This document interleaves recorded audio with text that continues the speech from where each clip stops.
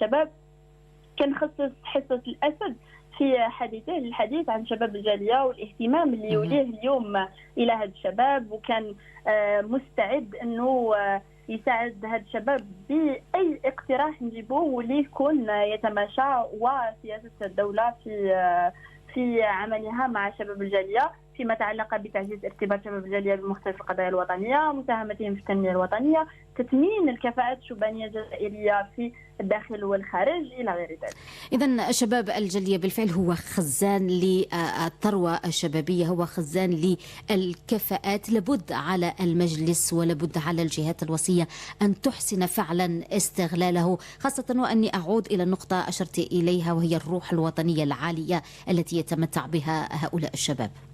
طبعا والله انا دائما ما نتحدث على لانه جو في سا بروميير ليو جو رونكونتر هاد لي جون اللي عايشين في ليترونجي باختلاف الخصوصية. كل شاب منهم اين يقيم، اسكو تزاد في الخارج ولا تزاد في الجزائر، اسكو عنده اون سيتوياسيون دينيا يا سون نون، ولا يكون حراق، ولا يكون ايتيديون، ولا يكون فريمون كفاءة إلى غير ذلك. ونشوف باللي كامل يشتركوا في شيء واحد وهو حب الوطن، التخويزم عالي جدا. لأنه هذا الشباب حتى شباب المجلس اللي مقيم بالجالية هذا راهو شباب متطوع. إذا déjà que c'est difficile pour eux d'exercer parce que حنا في الجزائر عندنا مؤسسات الدولة اللي تعرف شنو هو المجلس على الشباب واللي تساعد شباب المجلس على الشباب انهم يكزرسيو بطريقة دو بينيفول، تسهل لهم عملية التطوع. نعم exactement. مي في الخارج c'est difficile. هاد الشباب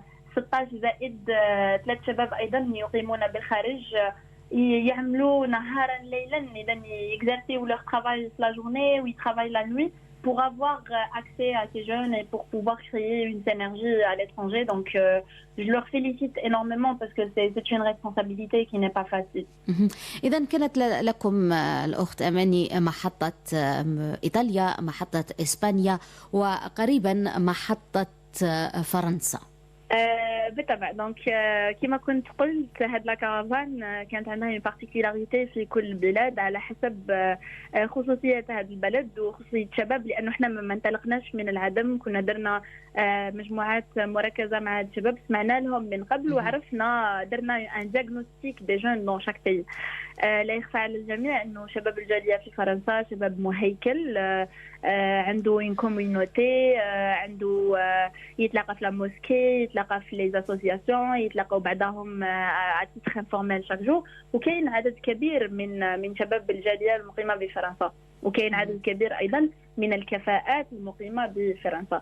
وهذو هما اللي راح نعملوا معهم في نشاطنا برب ان شاء الله، اللي راح يكون لو 24 و لو 25 فيفري في لو سونتر كولتوريل الجيريان هنايا اون فرانس، وبدعم كبير من سفاره الجزائر بفرنسا، باش هاد الشباب يقدروا يديروا اون اكتيفيتي كي ان بوليسي هاكاثون.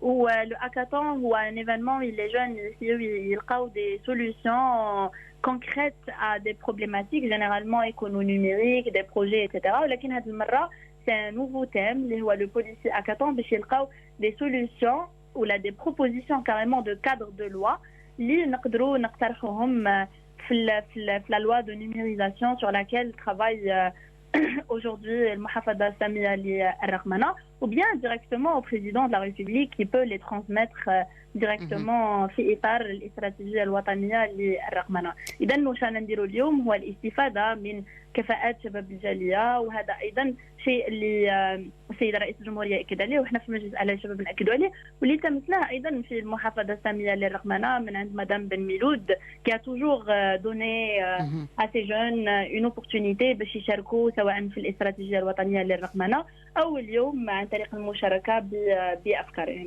إذا أماني مدامك أنت متواجدة اليوم بفرنسا وبباريس بالتحديد بصدد التحضير لهذا هذه التظاهرة الكبيرة، هذا الموعد المهم بالنسبة للجالية وبالنسبة للمجلس. معك رينا مهري وهي جزائرية تشرف على تحضير لهذا الملتقى لهذه التظاهرة. حان الآن موعد صلاة العشاء بتوقيت الجزائر العاصمة وضواحيها. الله أكبر الله أكبر أشهد أن لا إله إلا الله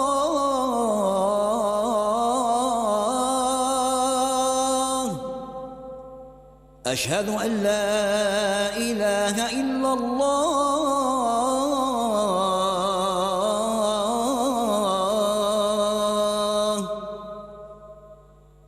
أشهد أن محمد رسول الله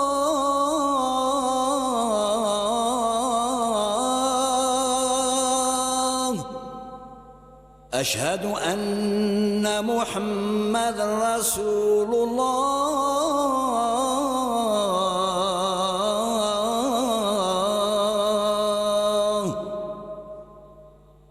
حي على الصلاة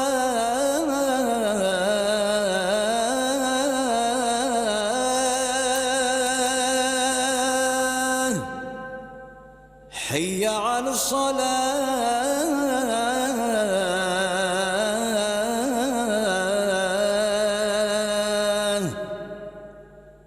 حي على الفلاح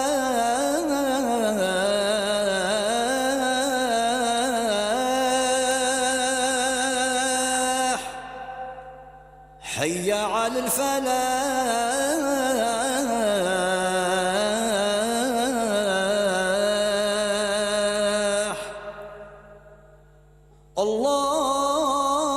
الله أكبر الله أكبر لا إله إلا الله اللهم رب هذه الدعوة التامة والصلاة القائمة آت محمد الوسيلة والفضيلة وابعثه مقاما محمودا الذي وعدته. نعم، رنا هي شابة معينة عن وزارة الشباب والرياضة، كانت ناشطة في جمعية الجزائرية وتتواجد حاليا بفرنسا قصد الدراسة، وأيضا عضو المجلس الأعلى للشباب، تساعد دائما في نشاطات المجلس التي عندها علاقة بالجالية بصفتها شابة أيضا ممثلة عن شباب الجالية. نقدر نعطي لرينا الكلمة لربما هي بالفعل بصدد. إذا نود لو نتحدث مع رينا لتعطينا فكرة عن هذه التظاهرة. أهلا بك رينا مهري. مرحبا، السلام عليكم، مرحبا لكل المستمعين.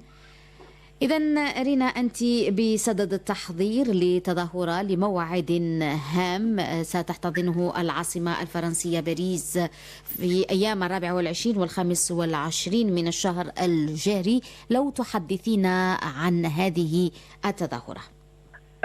نعم. Oui, effectivement, on va organiser le policier hackathon qui va rassembler un grand nombre de participants algériens résidant en France. On essaye de toucher un maximum de participants pour mobiliser les compétences algériennes ici en France pour but et objectif de faire participer ces jeunes Algériens à la stratégie de numérisation ou digitalisation des infrastructures en Algérie. كما تعرفوا فرنسا بلاد متطورة في هذا المجال، في مجال التنمية والرقمنة، ولذلك نحن بصدد التماس أكبر عدد ممكن من الجزائريين ذوي المهارات الخاصة بالرقمنة في هذا المجال. Rana, on sera en plein d'organisation de cet événement qui est axé sur plein axes de citoyenneté et numérisation, de tout ce qui est compétences humaines aussi de numérisation, en essayant de faire participer ces jeunes-là et de développer de pistes de réflexion sur lesquelles on va travailler là-dessus en Algérie. إذن هناك شباب جزائري أو من أصول جزائرية من سيشاركون في هذا الموعد. نعم بالتأكيد، هناك من كل الأطراف، من كل les différentes personnalités, que ce soit des étudiants ici en Algérie, que ce soit des employés, que ce soit des participants qui sont nés ici déjà en France. Et le but, c'est d'avoir une communauté diversifiée avec un profil technologie, juridique, numérisation, pour avoir des livrables sous forme de textes de loi, sous forme de frameworks, sous forme aussi de recommandations qui sont être directement prêtes pour l'élaboration sur le terrain. نتمنى النجاح لهذه التظاهرة. أقول رينا مهري، وشكر كذلك موصول لأماني الأبيض. كلمة أخيرة أماني قبل أن نختم معكم هذا اللقاء. شكرا لك توما. وأنا داخلة الجزائر اليوم داخلة avec beaucoup d'émotion et avec beaucoup de fierté de ces jeunes algériens اللي تلاقيتهم qui sont algériens إنما كانوا اللي نحس دايما إنه il n'y a pas une grande différence entre nous, mais plutôt il y a un petit excès de حب الوطن من طرفهم، وهذيك الغيرة على الوطن وكيفاش راهم حابين يساهموا في التنمية الوطنية بطريقة أو بأخرى. pour dire court et pour dire tout.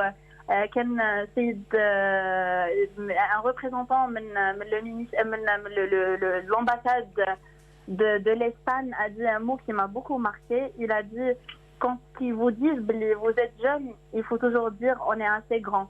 Et puis احنا en tant que jeunes أينما حللنا نقولوا باللي الشباب عنده beaucoup de potentiel. Il est assez grand باش يقدر يساهم في تطوير هذا البلد بطريقة مباشرة كانت أو غير مباشرة. ونتمنى التوفيق للجميع، ونتمنى أيضا التوفيق والسداد لزملائي بفرنسا، وإن شاء الله يديروا une bonne activité. Puis je rajoute que هاد les jeunes راهم en France impliquaient aussi des jeunes باش يعاونوهم في التنظيم، ونحييهم بالمناسبة اللي هما أيضا عطاو من وقتهم باش ينظموا.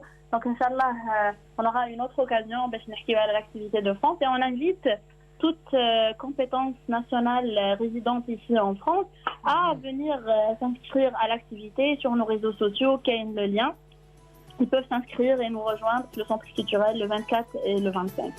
نتمنى التوفيق لكم. الدعوة موجهة لكل الشباب الجزائري المتواجد في فرنسا للمساهمة في هذه التظاهرة أيام 24 و25 من الشهر الجاري. أماني الأبيض رئيسة لجنة التعاون والعلاقات الدولية، كنت معنا من باريس أين أشرفتي على جولة أوروبية لفائدة الشباب الجزائري هناك. شكرا جزيلا لكم. شكرا. في الأخير مستمعينا الكرام، نشكر لكم حسن الإصغاء والمتابعة. في أمان الله.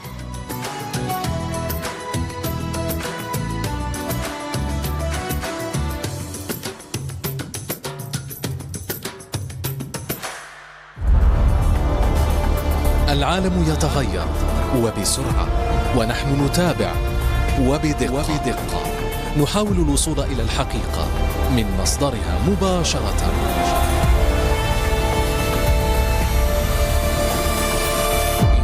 إذاعة الجزائر الدولية، صوتنا في العالم.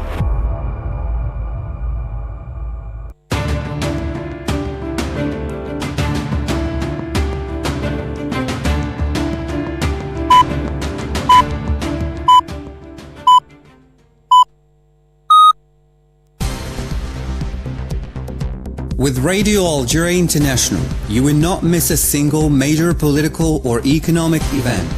Radio Algeria International, our voice in the world.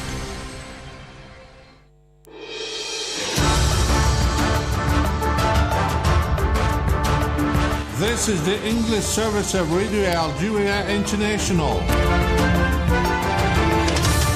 It's time for the news. The Minister of Foreign Affairs and the National Community Abroad, Ahmed Attaf, has held bilateral talks in Addis Ababa, Ethiopia, with the Minister of International Relations and Cooperation of the Republic of South Africa, Ms. Naledi Pandor, on the sidelines of the 44th Ordinary Session of the Executive Council of the African Union. The heads of state and government of the African Union are meeting today in Addis Ababa as part of the 37th session of the EU Summit, placed to examine a series of issues, including the security situation in Africa and the Palestinian cause. And in the Middle East, the Israeli army has pursued its pounding of the Gaza Strip, killing and wounding scores of Palestinians. Those were the headlines, and now the news in detail from Radio Algeria International. First, the President of the Republic, Mr. Abdelmajid Tebboune, has congratulated the national badminton team for winning the Continental Seniors Trophy for the fourth consecutive time in Cairo, Egypt. The President of the Republic addressed a message to the national badminton team through his official account on social media to congratulate them for their win and victory, and thanked the technical and administrative staff, wishing them all the best in the future.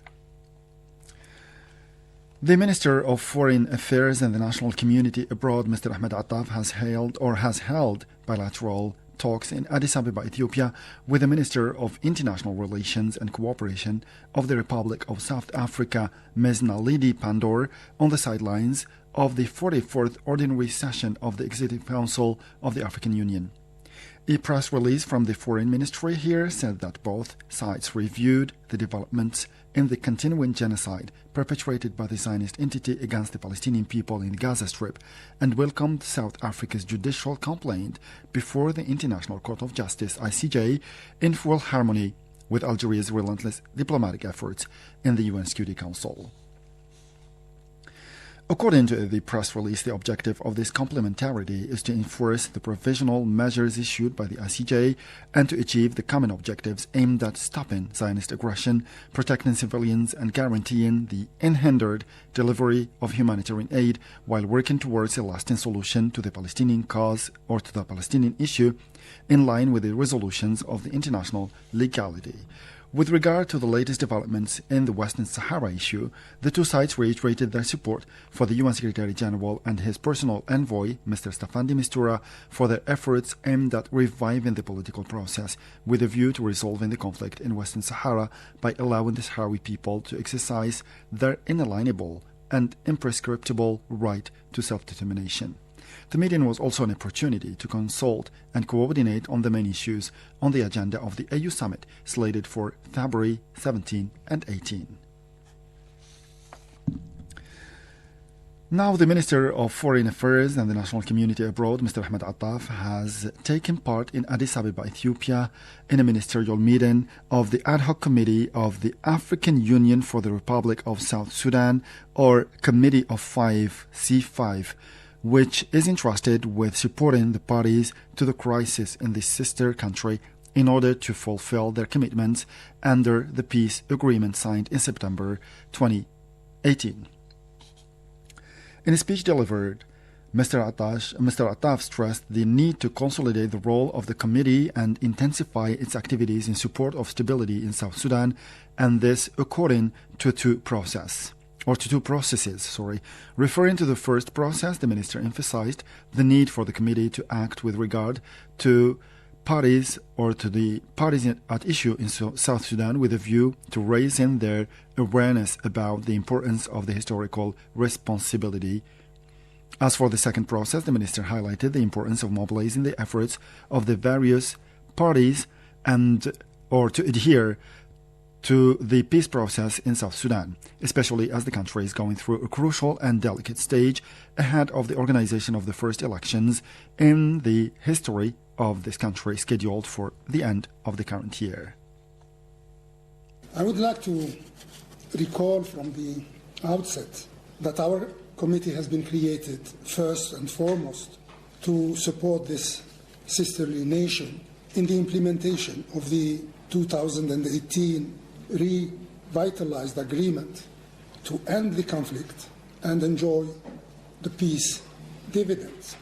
And I believe that we all agree that our help is more needed today as South Sudan heads towards a very sensitive phase in its history, and a very important one, which translates in the elections scheduled by the end of this year. That was the Minister of Foreign Affairs and the National Community Abroad, Mr. Ahmed Attaf. At the bilateral level, Mr. Attaf expounded Algeria's readiness to support the Republic of South Sudan for the organization of elections likely to put an end to the crisis with a view to effectively addressing the challenges besetting the country. It's worth recalling that the AU Ad Hoc Committee for South Sudan is made up of 5 states representing the 5 regions of the continent, namely Algeria, Nigeria, Chad, Rwanda, as well as South Africa. The heads of state and government of the African Union are meeting today in Addis Ababa, Ethiopia, as part of the 37th session of the AU summit placed this year under the motto, Educating an Africa Adapted to the 21st Century. The African leaders will tackle the problematic of education, examine the reform of the AU bodies, notably the implementation of the Agenda of 2020 or 2063, and the activation of the African Force. They will also discuss several other regional and international issues, notably the Palestinian issue and the security situation in Africa. The African Union chairperson Moussa Faki Mahamat has expressed his will for the elections in Senegal to be inclusive, free and transparent, expeditiously following the cancellation of the postponing of the presidential elections which triggered a crisis. The chairman declared at the opening of the AU summit that the situation in Senegal, a model country in terms of democracy, seriously worries the AU. He hailed the position of the Senegalese government for taking into consideration the decision of the Constitutional Council, which invalidated the decision of the Senegalese President Macky Sall to postpone the presidential elections. The Senegalese president committed himself to organize the presidential elections expeditiously following the advice of the Constitutional Council. To the Middle East now, where the Israeli army has pursued its pounding of the Gaza Strip, killing and wounding scores of Palestinians. The news agency Wafa said that at least 100 people were killed in airstrikes that hit overnight districts east of the town of Gaza, as well as in the central part of the enclave. Other air raids targeted a refugee camp in Rafah in the southern part of Gaza. This came in the wake of an assault launched yesterday by the Israeli army against the Al-Nasser hospital in Rafah, where the situation is described as chaotic and disastrous by the Médecins Sans Frontières, or Doctors Without Borders organization, after the medical staff and patients had been forced to evacuate. According to the World Health Organization, the facility is one of the 11 hospitals still operating out of the 36 existing in the Gaza Strip before the conflict.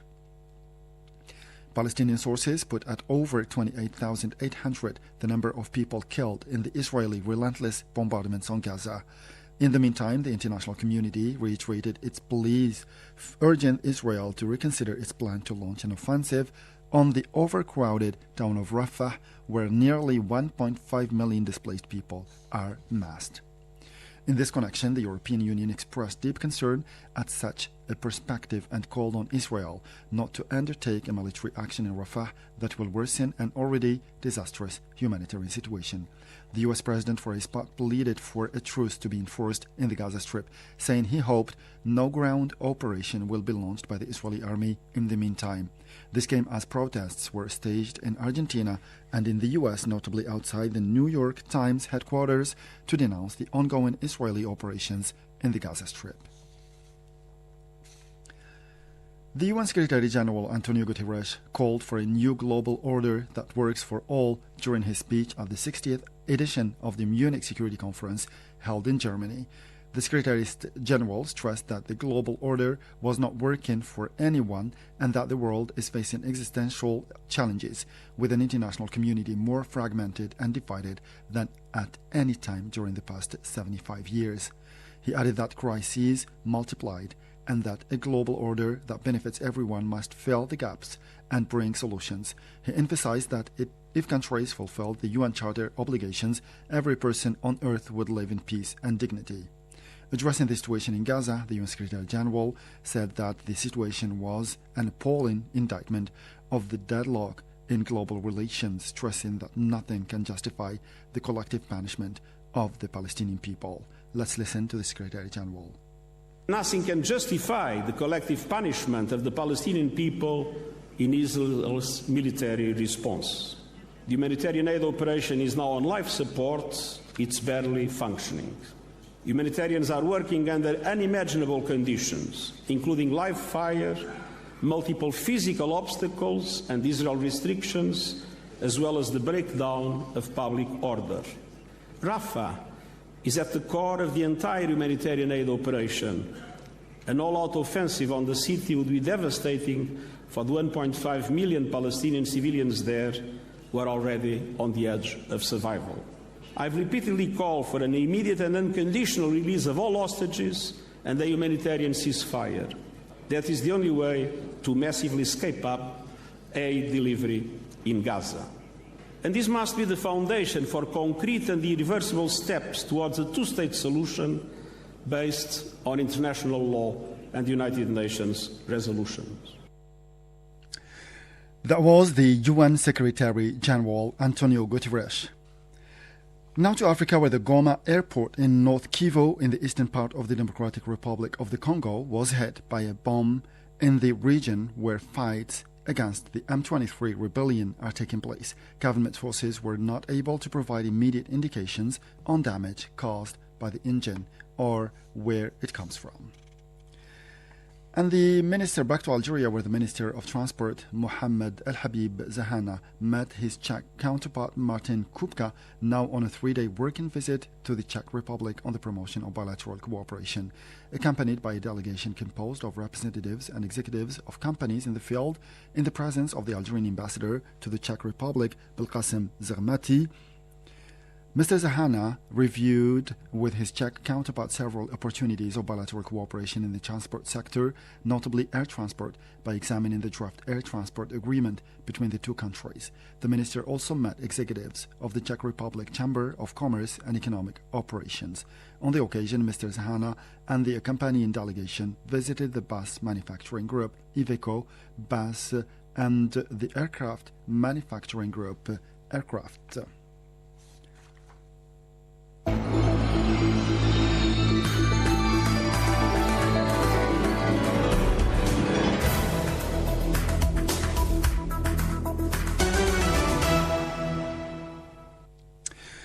Preparations for the holding of the 7th Summit of the Heads of State and Government of the Gas Exporting Countries Forum, GECF, scheduled from February 29 to March 2nd in Algiers, are underway, with all the stakeholders working at their own levels for the success of this global event. For its part, our radio is also continuing its coverage of the summit preparations with the holding of conferences, debates, and interviews, among other things. Radio Algeria International has organized in its premises a debate forum to discuss the upcoming gas forum and the global developments of the gas market. Jordanian expert in energy Mahmoud Salama, invited by Radio Algeria International to participate in the forum, hailed Algeria's essential role in the global oil and gas market, saying that this summit will be a turning point in the world. Let's listen to him. The forum is a source of pride for Algeria and will mark a decisive turning point in the world towards the creation of a gas organization that resembles OPEC, which will constitute a turn in world politics and in the role that gas plays in the global sphere, and beyond that, the role that Algeria plays in the field. Algeria is an essential gas and oil producer, and which has always been a dove of peace both in OPEC and in the forum or in any other peace forum in the world. I think that this forum will support Algeria's role as the main gas producer and will consolidate the role of gas as a gateway to the energy transition from fossil energies to renewable energies. That was Jordanian expert in energy Mahmoud Salama speaking to Radio Algeria International. In anticipation of this crucial event, the capital Algiers hosted a conference on energy security in light of energy developments and global geopolitics. The conference, organized by the National Higher School of Political Sciences and the Center for Political Studies and Research in Africa, addressed the crucial issue of energy security and Algeria's role in this race for energy resources. Former Minister of Energy and Water Resources and international energy expert Abdelmajid Attar spoke during the conference about the central role that our country plays in the world energy scene. Algeria is important within the forum not because of its production and reserves, as it is outpassed by other countries, but because it is currently located at the center of the energy scene. Mr. Attar specified the central role that our country plays in the face of the growing demand of the European market of energy. First, it is practically the largest gas reserve. As the largest gas exporter from Africa, it is the most important in the Mediterranean basin. So we don't produce a lot, but we enjoy a strong position in the European market because the European market is at the origin of this war. Mr. Abdelhamid Attar also expounded during the conference the challenges of the current global race for energy resources in the context of the celebration of the summit of the Forum of Gas Exporting Countries. It's worth recalling that the 7th Algiers Summit builds on the legacy of its predecessors in order to contribute to the evolution of the global natural gas industry. The organizers assured that the summit constitutes a primary platform to foster international dialogue and cooperation, address critical energy challenges, and shape the future of the natural gas industry. The summit is also of a global importance with the participation of leaders, delegates, and stakeholders from around the world. And with this special program devoted to the 7th Summit of the Gas Exporting Countries that is going to be held here in Algiers from 19th February to March 2nd, we come to the end of this news bulletin. Time now for a weekly program with our colleague Mariam Bershi. And as for me, I'll meet you again tomorrow for a fresh edition of our news bulletin in English. Until then, stay tuned to Radio Algeria International, and bye-bye for now.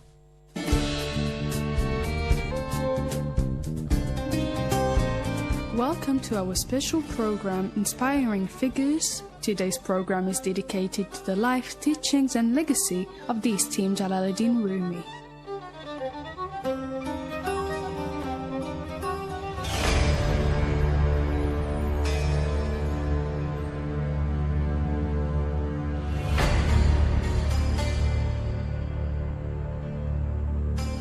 Jalaluddin Rumi was one of the great spiritual masters and poetic geniuses of mankind, and the Mevlevi Sufi order was founded to follow his teachings.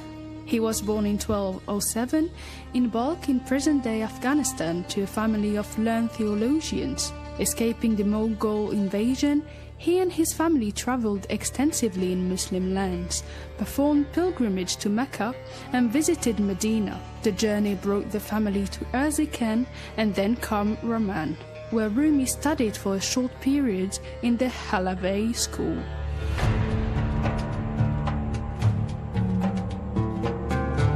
In 1228, at the invitation of the Sultan of Seljuk, Alaeddin Keykubat, they settled in Konya, Anatolia in present-day Turkey, then part of Seljuk Empire. Jalaluddin married and lived with his wife, Gevher Hatun, who bore him 2 children. He is called Rumi, meaning Anatolian, because of his life in that place. He also gained the title Mevlana, which means our master, through his life's work there. Rumi's tomb is in Konya, Turkey. When his father Bahauddin Veld passed away in 1231, Rumi succeeded him as a professor in religious sciences at the largest theological school in Konya. Only 24 years old, Rumi was already an accomplished scholar in religious and positive sciences. He died on the 17th of December 1273 in Konya, where he had spent most of his adult life and composed all his works, and where his tomb lies today.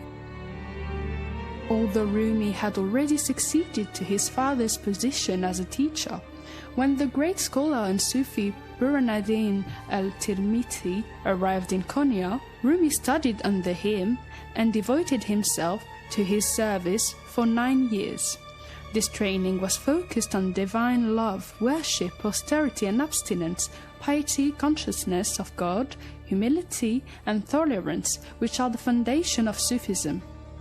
Rumi spent his days mostly praying and serving people who came to visit the Sufi center, preparing food for them, collecting wood for cooking and heating, and cleaning the toilets and bathroom used by visitors.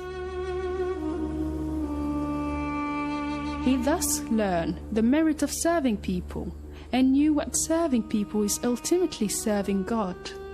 On Burhanuddin's advice, Rumi completed his scholarly education in Aleppo, mastering also the classical Islamic sciences, including jurisprudence fiqh, commentary on the Quran tafsir, tradition hadith, and epistemology usul.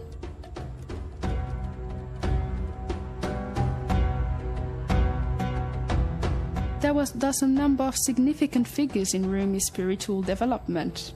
Apart from his father and Burhanuddin, he made many great philosophers and scholars of the age, including the renowned Ibn Arabi in Aleppo and Damascus, and others in Konya under the patronage of the Seljuk court. He thus acquired both the inner and outer sciences within 16 years. The most famous and probably the most fruitful relationship in his development was with Shams Tabriz, who he met in Konya at the suggestion of Ruknuddin Zarqubi. Modern historians may argue about who influenced whom in their long association, but this is not profitable.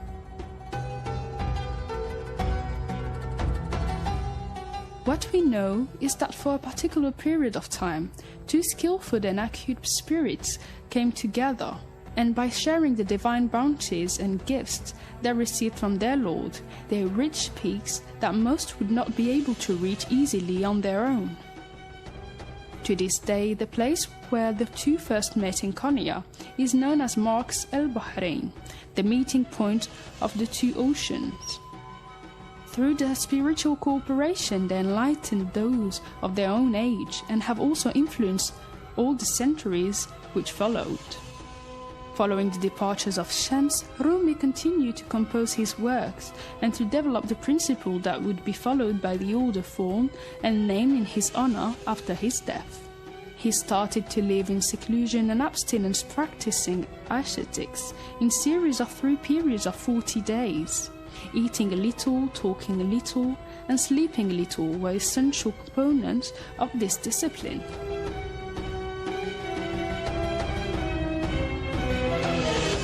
Here it is important to remember that while Rumi was informed by numerous sources of ideas on his journey, he seemed to leave many of his contemporaries behind. His love and compassion flowed like the waters of the world's oceans. So much so that while continuing to live physically among humans, he managed to become ever closer to God. He never elevated himself above others, but his writings, both during his life and after his entering into eternal life, provide a guiding star which reflects the light of the spiritual life of the Prophet of Islam. Thus he is among the few figures who have exerted great influence over large parts of history and large regions of the world. Rumi's poetry and prose writing have a spiritual content that is the universal language of the human soul. They speak of the spiritual journey of man's ascent through the mind and love to perfection. His works were recorded, collected, and compiled during his lifetime and after his death by his son, his friends, and his students, particularly his much-loved disciple, Husamuddin Chelebi. He passed away in 1273. Muslims, Christians, Arabs, Persians, Turks, and Romans honored him at his funeral, and men of faith followed his bier. That night was named Shebul Arus, the night of the union with the divine. Ever since, the Mevlevi dervishes have kept that date as a festival.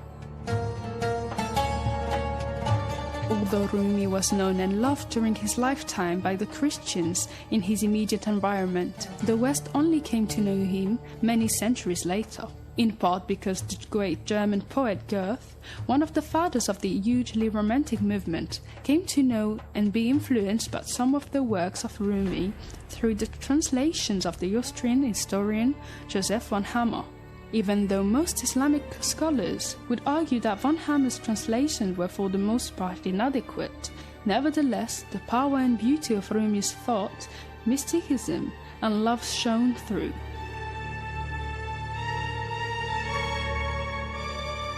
By this route, Rumi has long been a strong, albeit indirect, influence on religious, cultural, and even political life in Europe and the United States, and provides a real point of unity for East and West.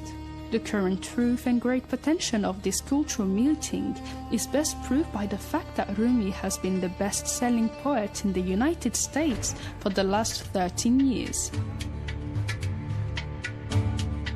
Rumi's life and works show us that it is not faith, belief and religion which cause hatred, conflict and violence, but the sins of hatred and greed and other symptoms of the unrestrained ego. And he showed us how the true practice of religion, the purification of the heart, is the remedy for these. In our days, his life and works are a reminder to all that the clash of civilization is far from inevitable, and they show us how to derive hope, renewal, and reconciliation rather than despair, fear, and enmity from our differences. He invites us to call constantly to mind that we are all one. From God we come, and to God we will return.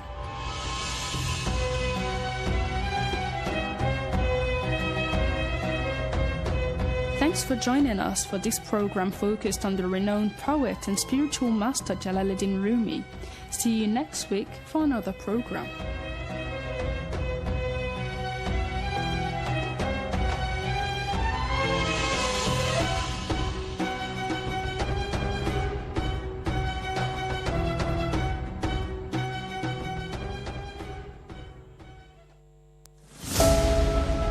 The 7th Summit Meeting of the Heads of State and Government of the Gas Exporting Countries, Algeria 2024. The Algerian radio is ensuring round-the-clock coverage of the Algeria Summit.